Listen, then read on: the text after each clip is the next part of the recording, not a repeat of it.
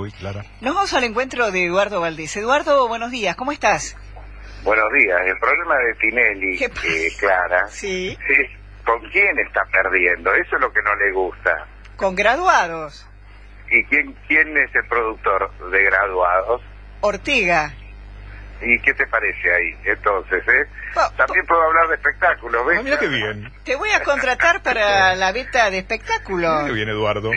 El problema es que estás perdiendo con Sebastián Ortega, nada más y nada menos, ¿no? Con la polémica que ha habido este año. Claro. Sos terrible, Eduardo.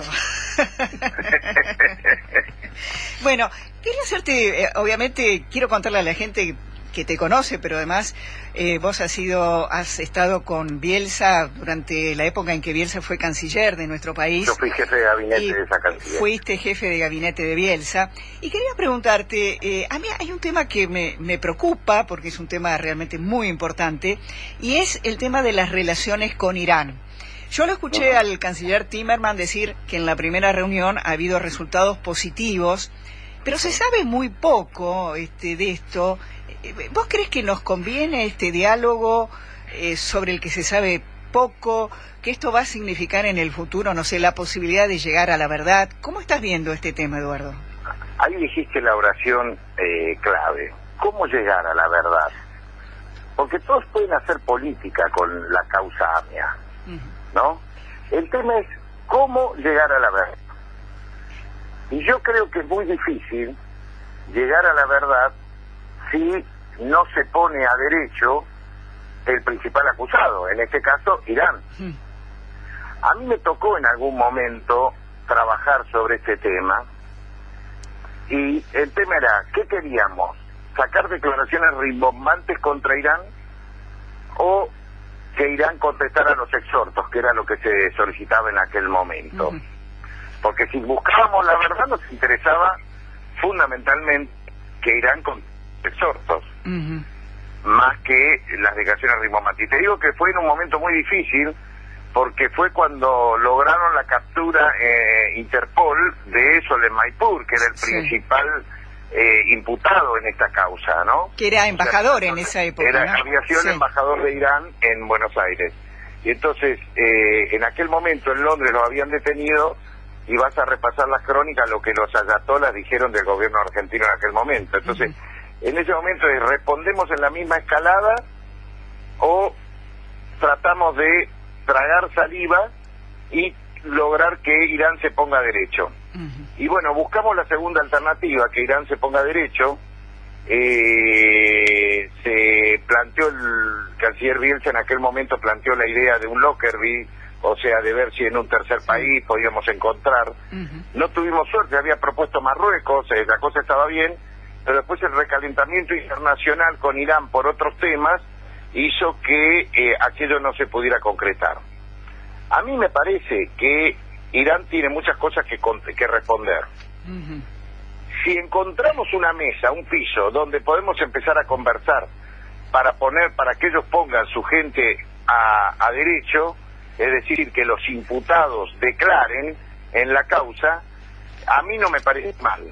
Quiero esperar los resultados. Ahora, ¿por qué se está manejando con hermetismo? Y esto hasta he pagado yo con mi propia sangre, Clara, cuando no ha habido hermetismo. Yo me tuve que ir de la Cancillería por un error nuestro, que fue el caso de Hilda Molina, de no haberlo manejado como se manejan los casos diplomáticos, con cierta reserva, y yo me hago la autocrítica. En aquel momento nos dimos más al apuro periodístico que al tema de manejar con reserva y discreción la negociación que se estaba llevando adelante. Y me parece que este caso es mucho más grave, porque acá hay víctimas, acá hay muertos, y queremos conocer la verdad. Y aparte creo que quien está encabezando la negociación es la embajadora Susana Ruiz Cerruti, que tiene mucho prestigio.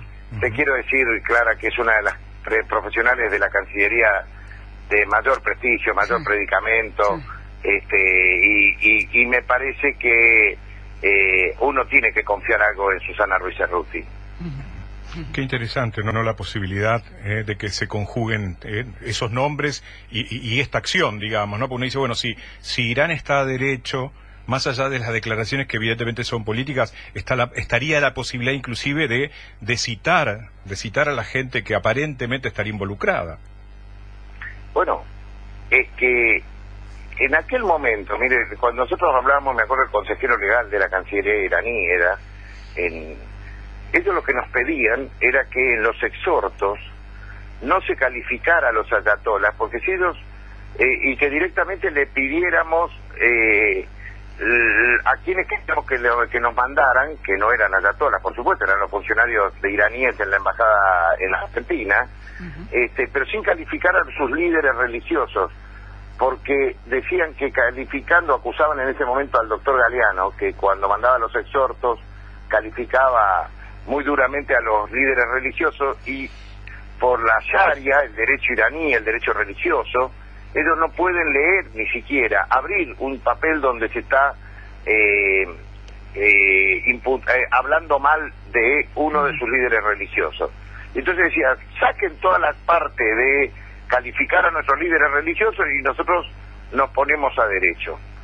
Eso era lo que planteaban en aquel momento, inclusive hasta anduvieron buscando estudios jurídicos. Después el recalentamiento internacional de todo el tema nuclear iraní o no hizo que se volviera para atrás. Eduardo, yo me acuerdo que ellos decían que Hezbollah, a quien muchos reconocían que había sido o imputaban que había sido los que habían puesto la bomba, ellos decían que si bien eran chiitas y por eso tenían la foto de sus líderes religiosos en las oficinas, los líderes de Hezbollah, Hezbollah era un grupo pro-sirio políticamente. Es como que dice, cualquier persona que tenga en sus oficinas una foto del Papa Juan Pablo II y comete un delito, hay que echarle la culpa al Papa Juan Pablo II. Este era el ejemplo que ellos nos daban. Nosotros no podemos negar que si son chiitas, tengan los máximos líderes religiosos de los chiitas son nuestros imanes, son nuestros ayatolás. Entonces, dice, pero nosotros no fuimos, busquen más por el lado de Siria. Hasta eso llegaron a decir. Claro, se habló de la pista siria, me acuerdo, claro. Claro, entonces, en aquel momento, estábamos muy díganlo en la justicia, y así estuvimos muy cerca, y lamentablemente después empiezan a jugar otros factores, claro, las presiones de otros países para que con Irán no se hable, claro, y todo eso, ¿no? Que existe. Eduardo, te paso del tema internacional al nacional. A mí me gusta remarcar algunas cosas extrañas que suceden en la Argentina. Fíjate vos que esta semana se votó la posibilidad de que los jóvenes puedan, de manera optativa, votar a partir de los 16 años. Yo tengo mis dudas sobre esto, pero no importa, es una opinión.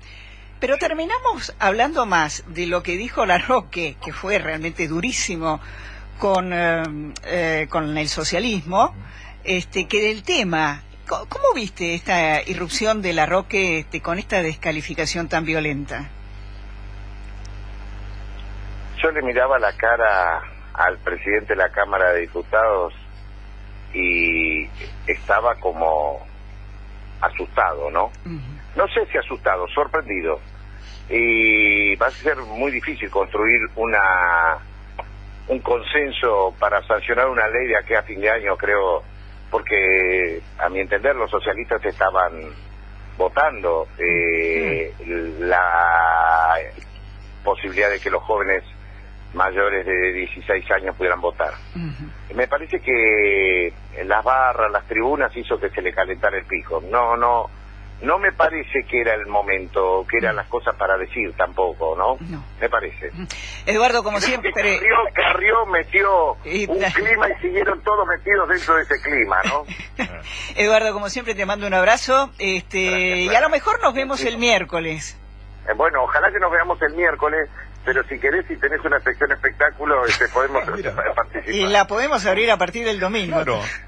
Un beso. Chao. Un beso. Chao.